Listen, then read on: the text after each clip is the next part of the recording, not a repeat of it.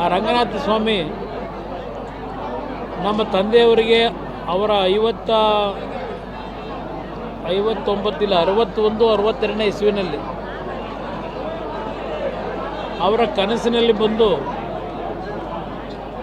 ಪಕ್ಷೇತರ ಶಾಸಕರಾಗ್ತಕ್ಕಂಥದ್ದಕ್ಕೆ ಚುನಾವಣೆಗೆ ನಿಲ್ಲುವಂತಕ್ಕಂಥ ಆದೇಶ ಆ ರಂಗನಾಥ ಸ್ವಾಮಿಯಿಂದ ಆದಂಥದ್ದು.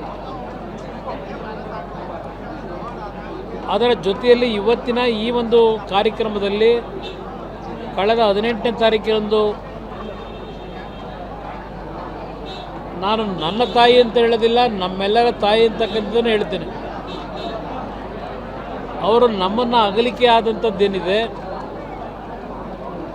ಅಗಲಿಕೆಯ ನಂತರ ಸುಮಾರು 2 ದಿನಗಳ ಕಾಲ ಲಕ್ಷಾಂತರ ಅಭಿಮಾನಿಗಳು ಪ್ರೀತಿಯನ್ನು ತೋರಿಸಿ, ಅವರಿಗೆ ಅಭಿಮಾನಿಗಳು ಅಂತ ಹೇಳಲಿಕ್ಕಾಗೋದಿಲ್ಲ, ಅವರೆಲ್ಲರೂ ನಮ್ಮ ಕುಟುಂಬದವರೇ, ಅವರಿಗೆ ಕೊನೆಯ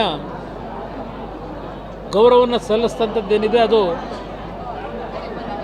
ಒಬ್ಬ ಸರಳ ಮಹಿಳೆಗೆ ಯಾವುದೇ ರೀತಿಯ ರಾಜಕೀಯದ ಸೋಂಕಿಲ್ಲದೆ ರಾಜಕೀಯದಲ್ಲಿ 24 ಗಂಟೆ ಮುಳುಗಿರ್ತಕ್ಕಂಥ ನಮ್ಮ ಕುಟುಂಬದಲ್ಲಿ ನಾವೆಲ್ಲರೂ ಇದ್ದರೂ ಎಂದೂ ಸಹ ಅವರು ರಾಜಕೀಯವನ್ನು ನಮ್ಮ ಜೊತೆ ಮಾತಾಡಿದವರಲ್ಲ. ಮನೆಗೆ ಬಂದಂಥ ಅತಿಥಿಗಳನ್ನು ಗೌರವಯುತವಾಗಿ ಅವರಿಗೆ ಸತ್ಕಾರ ಮಾಡಿ, ನಾವೇನು ಹಿಂದಿನ ಚಿಕ್ಕ ವಯಸ್ಸಿನಲ್ಲಿ ನಮ್ಮ ಹಳ್ಳಿಗಳಲ್ಲಿ ನಮ್ಮ ಸಂಸ್ಕೃತಿಯನ್ನು ಕಾಪಾಡಿದ್ದೇವೆ ನಮ್ಮ ಪೂರ್ವಿಕರು, ಆ ರೀತಿಯ ನಡವಳಿಕೆಯನ್ನು ಅವರ ಜೀವನದಲ್ಲಿ ಸಂಪೂರ್ಣವಾಗಿ ಅಳವಡಿಸ್ಕೊಂಡು ಬಂದಂಥವ್ರು.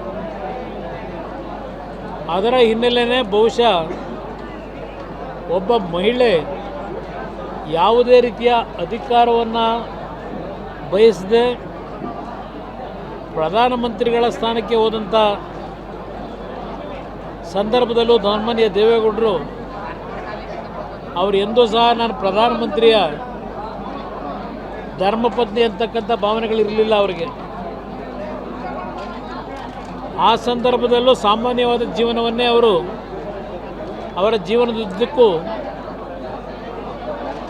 ಆ ಬದುಕನ್ನು ಕಂಡಿದ್ದರು.